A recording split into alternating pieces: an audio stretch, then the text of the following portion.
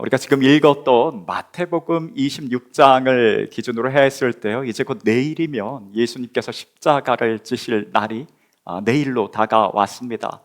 시간으로 보자면 채 24시간이 남지 않은 그런 상황입니다. 이런 때에 예수님께서 우리 지난주에 나누었던 말씀처럼 제자들과 함께 마지막으로 저녁 식사를 최후의 만찬을 나누셨고요, 오늘 읽은 말씀에 보니 식사를 마친 후에 겟세마네 동산이라는 곳에 가서 기도를 하셨습니다. 그런데 기도를 하시는 이 내용 가운데 우리 눈에 좀 들어오는 그런 구절이 있었는데, 예수님께서 심히 고민하고 슬퍼하셨다라는 그런 말씀이 나왔습니다. 우리가 한다는 것은요, 어떤 것을 선택하는데 앞두고 이것을 택하는 것이 옳은지 그른지, 이게 맞는지 아닌지에 대해서 이게 잘 모르겠을 때, 망설여질 때에 하는 것이 고민합니다. 그 A를 택하자니 B를 택하지 않은 것에 대해서 나중에 후회가 될 것 같고, 그렇다고 막상 B를 택하자니 그것도 주저하게 될 때에 사람은 고민하게 되고 주저하게 됩니다. 그런데 예수님은 하나님이십니다. 그분 전능하시고요, 그분은 모르는 것이 없으세요. 그분이 볼 때 어떤 가치 판단을 하는 때에 이거 내가 선택을 해야 될지 말아야 될지, 뭔가 선택의 어려움을 겪을 만한 그런 부분이 있을까 했을 때에 없을 것 같아요. 그런데 그런 예수님께서 오늘 그 말씀 다시 한번 37절 말씀 한번 보면요, 베드로와 세베대의 두 아들을 데리고 가실 때 고민하고 슬퍼하사, 근데 그냥 정도의 고민이 아니었어요. 이 말씀하시되 내 마음이 매우 고민하여 죽게 되었으니 라는 표현까지 쓰셨습니다. 아니, 너무도 그 마음 가운데 고민이 되고 정말 죽을 것 같은 고민이었고, 그로 인해 마음이 깊은 슬픔 가운데 잠기셨다라는 거예요. 우리가 보통 생각할 때에, 글쎄요, 신앙생활하기 이전에는 모르지만 신앙생활한 이후에 성경이 우리에게 알려주시는 그대로 우리가 신앙생활을 하면 딱히 뭔가 고민할 것도 없고 어떤 일이 앞에서도 당황할 것도 없을 것처럼 여겨집니다. 그래서 내가 지금 고민하는 것은 내가 아직 신앙이 깊지 않기 때문이며, 이후에 20년이든 30년이든 시간이 흘러서 신앙의 깊이가, 믿음의 깊이가 더 깊어지고 뿌리를 내린다면, 그래서 앞에서 목사님들처럼 혹은 장로님들처럼 저렇게 신앙의 깊이, 단계가 깊어진다면 딱히 고민하거나 슬퍼할 것이 없을 것으로 여기지만 그렇지 않다는 거예요. 신앙의 여부와 성숙한 그 여부와 상관없이 우리 가운데에 고민이 있을 수 있고, 깊은 고민 가운데 슬픔에 빠질 수 있다는 것을 오늘 예수님 모습을 통해서 알게 됩니다. 아니, 예수님도 저러하셨는데 우리야 오죽하겠는가라는 그 마음이 듭니다. 그래서 현재 우리 가운데에 뭔가 깊은 고민 가운데 있고, 고민 가운데 뭔가 마음이 좀 죽을 것 같은 그런 답답함과 슬픔이 있다면, 그러실 수 있습니다. 신앙생활 오래 하셔도 그럴 수 있고요, 우리 믿음의 깊이가 깊어져도 그런 마음의 어려움이, 고민과 슬픔이 있을 수 있다는 거예요.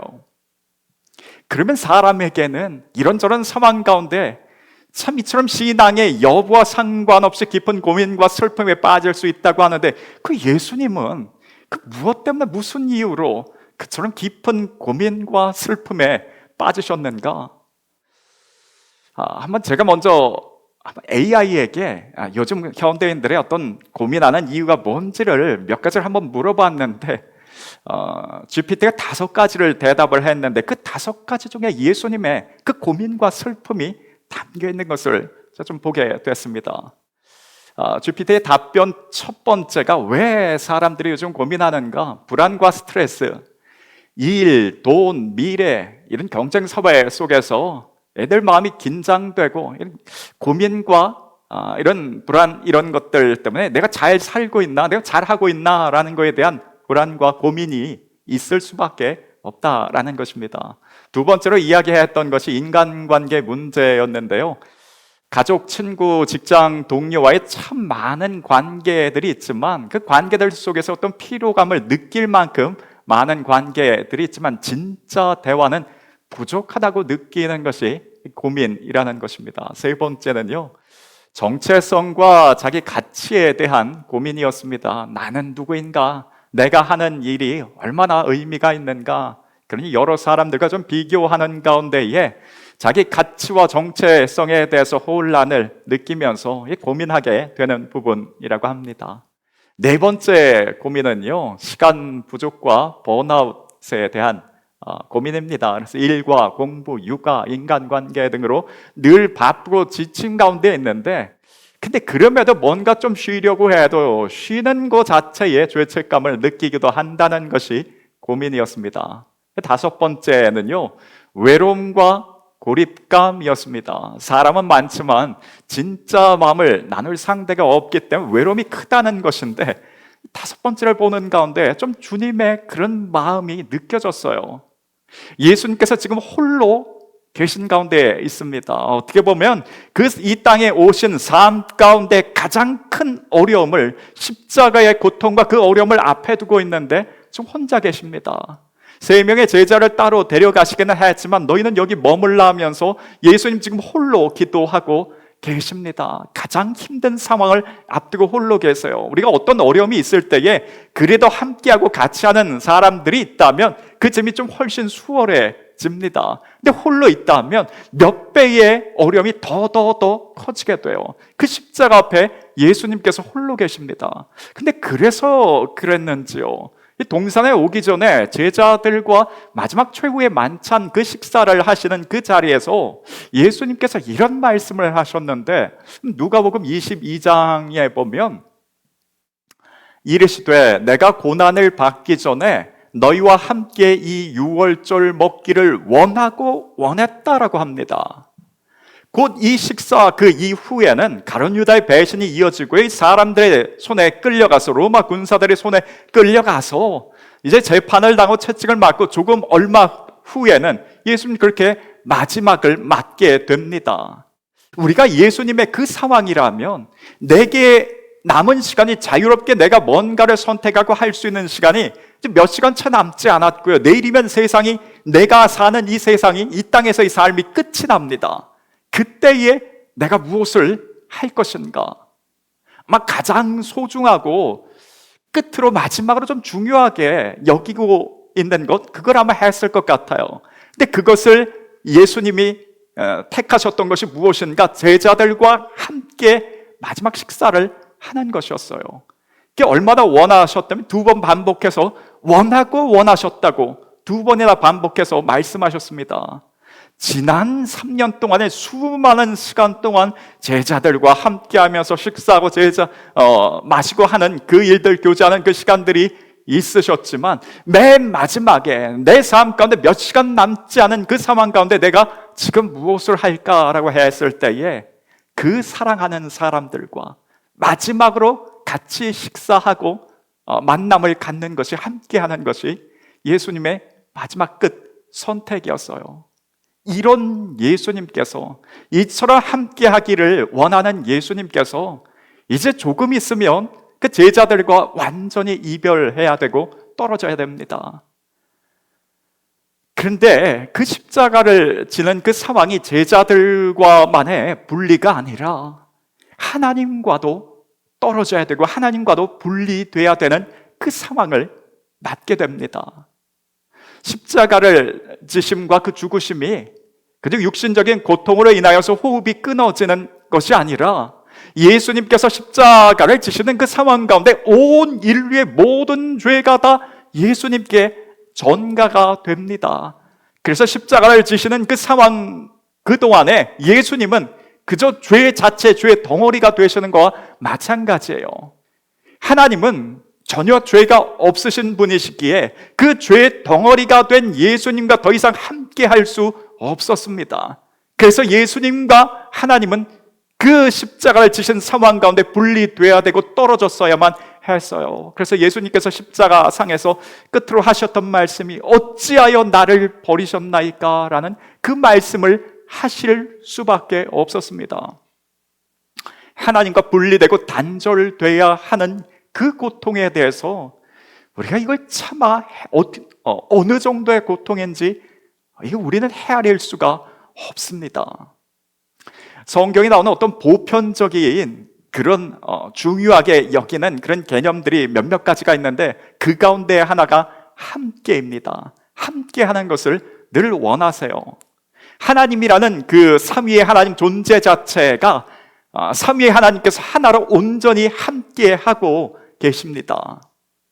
그래서 아담과 하와를 창조한 그 이후에도 우리는 이처럼 함께하고 함께 동역하는 가운데 있는데 홀로 떨어져 있는 그 아담, 그냥 홀로 있는 그 존재 자체 보는 것이 힘드셔서 돕는 배필 하와를 창조해 주셨고 함께할 수 있도록 하셨습니다. 하나님께서 그 예수님을 이 땅에 보내실 때에 임마누엘이라 하셨습니다. 하나님이 우리와 함께 한다라는 뜻이 됩니다. 그래서 그 아들을 이 땅에 보내실 때에도 함께 하기를 원하셨어요. 이처럼 언제나 함께 하셨던 이 삼위의 하나님께서 이제 예수님께서 그 성부 하나님과 갈라져야 되고 분리돼야 되는 이 상황이 얼마나 고통스러웠으면 심히 고통스럽고 그 마음이 죽을 것 같은 상황 가운데 고민스럽고 슬퍼하셨다라는 것이 됩니다. 오늘 이 말씀 가운데 먼저 짧게 좀 하나 우리가 점검하고 어떤 좀 적용점을 하나 갖고 넘어가자면요, 하나님께서 이 세상 만물을 창조하신 그 원리 가운데 언제든 함께 하는 것을 원하십니다. 그래서 사람은 어떻게 보면 가장 작은 단위로서의 가정 안에서 우리가 함께 하고 있고요, 또 어떤 교회 안에서든 직장 안에서든 넓게는 이 대한민국이라는 한 나라 안에서 우리가 함께 하나를 이루고 있습니다. 그런데 그 어느 때에 우리가 보면요, 이 함께 하는 것이 좀 힘들 때가 있어요. 물론 우리가 때로 좀 홀로 좀 떨어져 있는 시간, 혼자만의 그 시간도 필요합니다. 근데 어느 순간 가서 점점 그냥 홀로 고립되는 것, 혼자 있는 것만 좋고 편하다라고 한다면 그것은 우리 마음의 건강이 좀 좋지 못할 때일 수 있고요, 또 우리 좀 많은 극심한 피로 가운데 있을 때에 그와 같은 증상이 나타나기도 합니다. 하나님께서 우리를 창조하실 때에는 함께하는 것을 통해서 힘을 얻고 기쁨을 얻고 위로를 얻고 함께 살도록 우리를 창조하셨는데 그 함께하는 것이 어려울 때 보면 언젠가 우리 마음이 좀 건강하지 못할 때 그럴 수 있습니다. 마치 우리가 좀 어떤 감기가 걸렸을 때 갑자기 육신의 피로가 막 몰려오면서 또 열이 나기도 하고 기침을 하기도 하고 했을 때에 그게 어떤 감기, 몸이 안 좋다는 신호와 증상이 됩니다. 그런데 우리 마음의 건강이 좋지 않을 때 나타나는 증상이 함께하는 게 힘들어져요. 그래서 혹 우리 이런 상황들이 있다면 회복될 수 있기를 원합니다. 그래서 우리가 온 가족들이 아침에 그래서 일어나서 각각의 삶터에 남편과 아내가 직장으로, 자녀들이 학교나 또 삶터에 나아가서 그 저녁쯤 됐을 때 얼른 가족들의 얼굴이 보고 싶은 그런 마음이 우리 가운데 있기를 원합니다. 우리가 주일날 함께 모여서 이처럼 예배드리고 난 이후에 또 이후에 내일부터는 각각 흩어져서 생활하고 한 주말쯤 됐을 때 다시 우리가 함께 모이고 보고 싶은 얼굴, 그 마음이 우리 가운데 들 수 있기를 원합니다. 하나님께서 우리를 창조하실 때 이처럼 함께 하는 사람들로 우리를 창조하셨어요. 그런 예수님께서 이제는 사람들과 분리되셔야 되며 하나님과도 이제는 떨어지셔야 됩니다. 그래서 극심한 마음속의 고민과 슬픔 가운데 있는데 이 어려움을 예수님께서 어떻게 극복하시고 이겨내셨는가 보았더니 기도하셨어요. 예수님이 기도하는 장면이 겟세마네 동산뿐만 아니라 복음서에 보면 참 여러 상황들 가운데 예수님 기도하신 모습이 등장합니다. 어느 때에 보면 더 기도하셨는가? 뭔가 육체적인 어려움, 삶의 바쁨 가운데에 어려운 일을 앞두고 무엇인가를 선택해야 할 때에 예수님 항상 기도하셨습니다. 하루는 정말 계속되는 그 전도하는 그 상황 가운데 몸이 지칠 때라마 지치셨던 것 같아요. 따로 시간을 내서 앉아서 식사하기도 바쁜 그런 때에 그저 길 가다가 제자들이 손으로 밀을 쑥 훑어서 그냥 그렇게 먹는 것으로 끼니를 때우면서 전도 여행을 하고 있을 그런 때였습니다. 그러던 어느 날 오병이어의 기적이 일어났습니다. 그때에 사람들이 얼마만큼 예수님 앞에 모였는가? 남자만 5천 명이었으니 아마 수만 명에 되는 사람들이 몰려왔을 거예요. 저희 교회 가운데 그때 설립 예배 했을 때 한 150분 정도 이상 오셨는데, 그분들 오시기 위해서 미리 의자건 또 먹을 것, 예배 장소건 준비하는 게 그 참 보통 일이 아니었습니다. 근데 아침부터 예수님 앞에 수만 명의 사람들이 모여 있어요. 아마 그 사람들을 섬기고 그 사람들을 좀 관리하고 돌보는 일에 제자들도 정말 진이 다 빠졌을 것 같습니다. 그래서 제자들이 저녁쯤 되었을 때에 예수님께 하였던 말이, 선생님 이제는 날이 저물었는데 이들을 이제 마을로, 집으로 보내서 가서 먹을 것을 좀 사 먹게 하자고, 끼니를 때울 수 있게 그렇게 하자고 예수님께 건의하기도 했습니다. 그랬더니 예수님께서 너희가 그들에게 먹을 것을 주라 하시더니 이후에 오병이어의 기적을 베푸셨어요. 그 기적 자체도 참 놀랍고 기쁜 일이었겠지만 그 수만 명의 사람들의 갑자기 먹을 것을 참 날르는 것, 그것만 해도 보통 일은 아니었을 것입니다. 그런데 그렇게 해서 모든 그 하루의 일과를 끝냈을 때에, 끝마칠 쯤에 예수님께서 제자들에게 뭐라고 하셨는가 하면요, 너희는, 제자들을 재촉해서 너희는 얼른 배를 타고 건너편으로 먼저 건너가라는 거예요.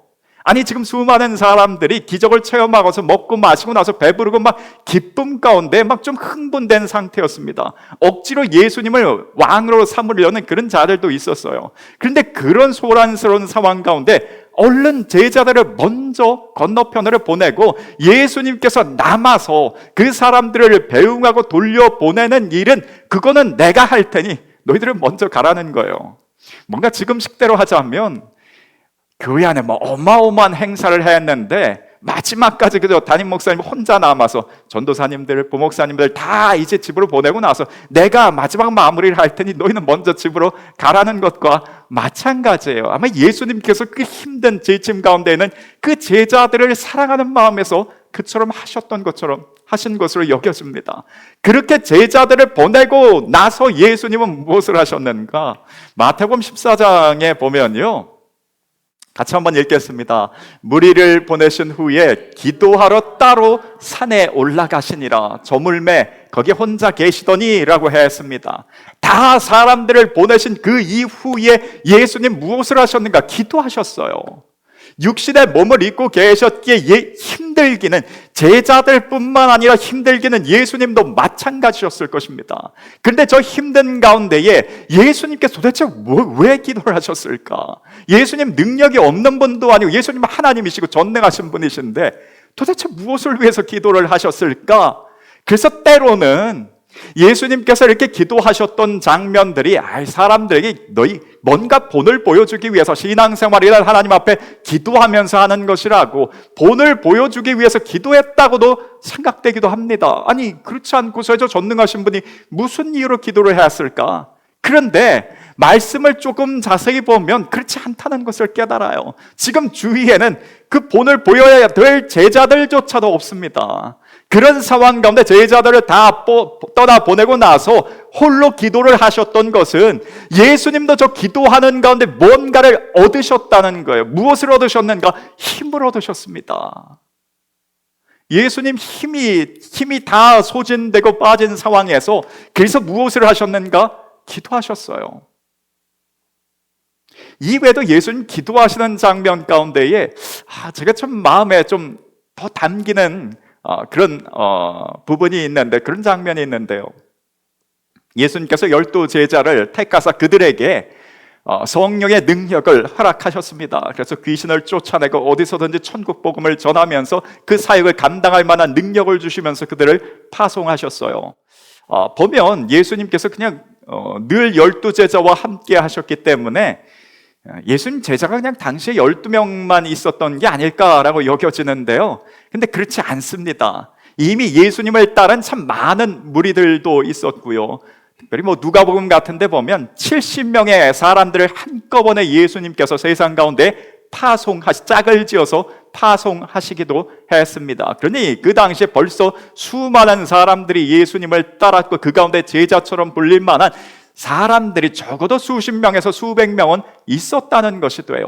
그 가운데에 예수님께서 12를 택하사 사도로 삼으셨는데 그 12를 택하실 때 예수님께서 먼저 무엇을 하셨는가? 누가복음 6장에 보면 이런 말씀이 있습니다. 이때 예수께서 기도하시러 산으로 가사 밤이 새도록 하나님께 기도하시고 밤이 새도록 기도를 하셨대요. 그리고 난 이후에 밝음에 그 제자들을 부르시고 그 중에 12를 택하여 사도라 칭하셨습니다. 예수님께서 그 12를 누군가를 택해야 될 그 상황 가운데 먼저 무엇을 하셨는가? 기도하셨어요. 예수님도 기도하셨습니다. 그래서 우리도 삶 가운데에 뭔가 지침이 있고 어려움이 있고 참 고민되는 상황 가운데 이것을 해야 되는가 말아야 되는가 하는 그 상황 가운데 우리도 기도할 수 있기를 원합니다. 예수님도 그 제자 12를 택하실 때 놓고 기도를 하셨어요. 아마 그 놓고 한 사람 한 사람을 위해서 기도하셨던 것 같습니다. 그 기도하심 가운데에 주님께서 무엇을 얻으셨는가? 힘을 얻으셨습니다. 힘을 얻으셨어요. 아니, 날마다 함께 하시는, 하나님과 늘 동행하시는 그분께서 도대체 무슨 내용으로 또 기도를 하셨을까 생각해 보면요, 보통 우리 여집사님들, 권사님들께서 오늘 만나고 한참 교제를 나누고 이야기를 나누셨다 하고 그 다음날 또 만났을 때 어제 만났으니 오늘 뭐 무슨 얘기가 있겠어? 근데 그렇지 않습니다. 그 다음날 만났을 때도 또 즐겁고 반가운 얼굴로 맞으면서 또 교제를 하세요. 그 만남 자체가 기쁘고 즐겁습니다. 그저 만나는 가운데, 마음을 나누는 가운데 거기에 행복 있고 위로가 있고 그 가운데 뭔가 점점 우리 가운데 채워지는 그런 행복과 만족을 느끼게 됩니다. 예수님께서 하나님과의 만남 가운데에 그 마음을 같이 나누시며 그 가운데 힘을 얻으셨을 것으로 봅니다. 예수님 당시에 마치 지금 어떤 전자기기나 또 움직이는 자동차가 있었다면 기도는 마치 자동차의 주유를 하는 것과 같고 기도는 마치 전자기기를 충전하는 것과 같다고. 뭔가를 사용하면 사용할수록 점점 소진되어지는데 그 소진되어지는 것을 다시 충전하고 채우기 위해서 기도가 필요하다는 거예요. 하나님과 만남과 교제가 필요하다는 것입니다. 예수님 전능하신 분이신데 그 하나님 앞에 내가 이 능력도 필요하고 뭔가 계속해서 원하는 것을 하나님 앞에 그걸 이야기하는 게 주님의 기도 시간 아니었을 거예요. 하나님, 내가 지금 이 상황 가운데, 나 홀로 있는 상황 가운데 마음이 몹시 힘듭니다. 하나님, 내 이 상황 가운데 이와 같은 일을 해야 되는 것, 그것 자체가 내게 너무도 무겁게 여겨집니다. 그러면서 겟세마네 동산에서도 아버지께 기도했어요. 할 수만 있다면 내 잔을 나에게서 지나가게 하옵소서. 이 십자가를 내가 지지 않을 수만 있다면 지지 않기를 원해요. 주님, 하나님, 내가 그만큼 마음이 힘듭니다. 이 마음을 하나님과 나누는 가운데에 주님이 다시 힘이 공급되어졌어요. 소진되어진 것이 아니라, 기도는 힘을 빼는 것이 아니라 힘을 얻는 시간이 기도 시간입니다. 그래서 우리 삶 가운데 어려움이 있을 때에 뭔가 지치고 뭔가 무엇을 택하는 가운데 어찌할 바 모르는 고민된 그 상황 가운데에 오늘 예수님께서 알려주실 기도하라고 알려주십니다. 그러면 그 가운데 우리가 새 힘을 얻고 하나님 주시는 그 지혜 가운데에 우리 삶의 모든 일들 감당하게 될 것입니다. 근데 간혹 가다가요, 우리 이런 생각이 들 때 있어요. 내가 기도하고 났는데 왜 이렇게 기도하고 나서도 오히려 힘이 빠지는가? 어느 때 보면 좀 기도하기도 싫을 때가 있는데 그때 왜 그런가 하면요, 기도하고 나서도 여전히 아무런 달라지는 것이 없는 것처럼 여겨질 때가 있어요. 내가 어떤 기도의 제목을 가지고 기도를 해야 했는데 내가 기도한 이것에 대해서 어느 때에 내가 원하는 때에 내가 원하는 방법으로 응답되기를 원했는데 이게 하나도 되어지지 않는 거예요. 그러니 기도하고 나서도 기운이 빠집니다. 어느 때 우리가 기도하고 나서 기운이 빠지는가? 기도할 때 내가 정해놓은 것이 있어요. 이런 방법으로 이러한 때에 응답이 되어져야 된다고 정해놓은 것이 있는데 그게 그대로 되어지지 않을 때에 마치 기운이 빠지는 것 같습니다. 저희 둘째 아이가 지금 요즘에 그 실기시험 대입 실기 시험을 수시 그 시험을 보고 있는데 학교를 이제 두 학교를 보고 왔습니다. 평소에 그러던 아이가 아닌데 그저 가는 학교 가는 길에 내내 기도하면서 갔다고 같이 갔던 엄마가 이야기를 해 주더라고요. 그래서 무슨 기도를 했냐고 했더니 수백 명 그 실기 시험을 보는 그 학생들이 이제 수백 명이기 때문에 교수님들이 좀 방을 나누어서 그렇게 이제 시험을 치르게 된다고 합니다. 그런데 자기가 좀 좋은 교수님을 만나길 원한다고 했는데 그 좋은 교수님의 뜻이 자기가 가지고 있는 그 재능과 준비한 것을 좀 잘 알아봐 줄 수 있는 그런 교수님을 만나기를 원해서 기도했다는 거예요. 그런데 두 학교 다 시험 보고 나서 나는 왜 이렇게 운이 없는지 모르겠다고 그 이야기를 하면서 자기와 어떻게 보면 좀 맞지 않는 그런 교수님 앞에 시험을 보게 됐다고 그런 이야기를 하더라고요. 그럼 내가 기도할 때 정해놓은 게 있어요. 이런 방법으로 이런 때에 내가 원하는 방법과 원하는 때에 그게 이루어져야 된다고 우리는 그렇게 기도를 해요. 그러면 그때에 우리가 기도하고 나서도 힘이 빠질 때가 있습니다. 왜냐하면 기도 응답은 내가 원하는 때에 내가 원하는 방법으로 이루어지지 않고요, 어느 때인가 하나님의 때에 하나님의 방법으로 응답이 되어져요. 기도하면서 내가 이미 내가 원하는 때 원하는 방법을 정해 놔버리면 우리는 낙심하게 됩니다. 기도하고 나서도 힘 빠지게 돼요. 기억할 수 있기를 원합니다. 기도는 하나님의 때에 하나님의 방법으로 응답되어질 줄 믿습니다. 아브라함이 하나님과 그 마음을 나누는 기도를 했어요. 그런데 그렇게 기도하고 나서 아브라함이 참 지금 식대로 하자면 그냥 웃었습니다. 사람만 웃은 것이 아니라 아브라함도 웃었어요. 냉소였습니다. 하나님께서 99세에 아브라함을 찾아오셔서 내년 이맘때에 네가 아들을 낳을 것이라 했는데 아브라함이 냉소했어요. 웃어버렸습니다. 아니 100세 된 자가 무슨 자녀를 낳을 수 있겠습니까? 이스마엘이나 그저 잘 살기를 원한다라고 그렇게 하나님 앞에 이야기를 했어요. 아브라함이 그렇게 이야기했던 것은 자기가 원하던 기도의 응답의 때와 너무나 멀어졌기 때문에 그래요. 75세에 하나님으로부터 내 자녀가 하늘의 별처럼 많게 될 것이라는 그런 말씀을 들었어요. 근데 이것을 위해서 아브라함이 생각을 해보니까 내 자녀가 내가 이제 75세인데 앞으로 내 자녀가 참 별처럼 많아지려면 앞으로 2, 3년 내에 적어도 한 명의 자녀를 얻고 그 이후에 뭐 쌍둥이를 얻던지 해서 10년, 15년이 됐을 때 내 나이 85세, 90세쯤 됐을 때는 적어도 자녀가 한 10명은 됐어야 마땅하다고 여겼습니다. 그런데 99세까지 아무런 일이 일어나지 않는데 이게 무슨 내가 내년에 자녀를 얻겠냐고 하나님 앞에 냉소했어요. 아니 하나님은 좀 어차피 그 자녀 이삭 주실 거였으면 조금 미리 좀 주시지 그 왜 이렇게 좀 힘들게 아브라함을 하셨을까? 그때 무슨 임신 테스트기 뭐 그런 것도 없을 때 아니면 그러니 도대체 하나님이 나한테 약속을 해 주셨는데 자녀가 올해 태어날 것인지 이번 달인지 다음 달인지 계속해서 마음이 참 힘들었을 거예요. 그렇게 하다가 근 20몇 년이 지났으니 지칠 대로 지치고 완전히 포기해버린 그런 상황이었어요. 그런데 하나님께서 왜 그때를 그렇게 뒤로 미루셨는가?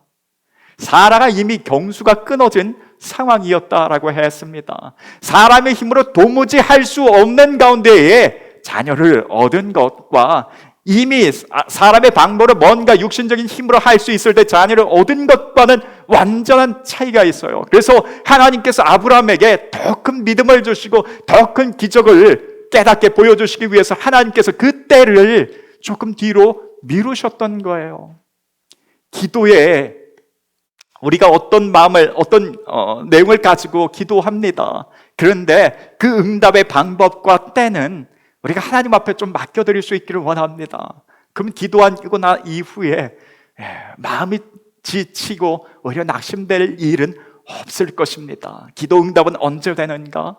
하나님의 때에 하나님의 방법으로 될 줄 믿습니다. 우리 이것을 가지고 올 한 해 우리가 마음속에 가지고 있었던 또 그런 기도의 제목들 끝까지 가지고 나아갈 수 있기를 원합니다. 하나님의 때에 하나님의 방법으로 이루어질 줄 믿습니다. 끝으로 우리 기도에 대해서 한 가지만 더 나누면요, 기도는 처음부터 뭔가 거창할 필요가 없다는 거예요. 기도의 시작은 이제 내가 원하는 것으로부터 시작하시면 됩니다. 예수님께서 늘 기도하실 때에 전 인류를 향해서 하나님의 뜻과 하나님의 영광을 위해서 기도하지 않으셨더라고요. 예수님께서 기도하셨던 첫 번째 시작은 원하신다면 하나님, 내가 될 수만 있다면 나 십자가 지기 싫습니다. 지극히 개인적인 것으로부터 기도는 시작됐습니다. 이게 사실 이것도 놀라운 내용이기도 합니다. 아니, 예수님 이것을 위해서 오신 분 아닙니까? 십자가를 지시기 위해서 이 땅에 오신 분이었어요. 근데 그것을 코앞에 두고 모든 미션이 완전히 완벽하게 클리어되는 그 상황을 앞두고 내가 이거 안 하면 안 됩니까? 라는 것을 이야기하셨다는 게 참 놀랍습니다. 근데 그게 기도의 시작이었어요. 그래서 우리의 기도의 시작도 너무 거창할 필요 없습니다. 늘 하나님의 뜻과 영광, 그러지 않으셔도요, 그저 내 마음에 있는 것, 그냥 그것을 그대로를 가지고 하나님 앞에 고백하는 것, 그게 기도의 시작입니다. 그렇게 기도하셔도 괜찮고 그렇게 기도하시기 바랍니다. 그리고 그 이후에 마무리하실 때에만 하나님, 내 마음과 내 뜻이 이러이러한데요, 그것보다 더 나은 것이 하나님의 뜻과 방법이 있다면 하나님, 그렇게 되기를 원합니다라는 것으로 마무리하시면 됩니다.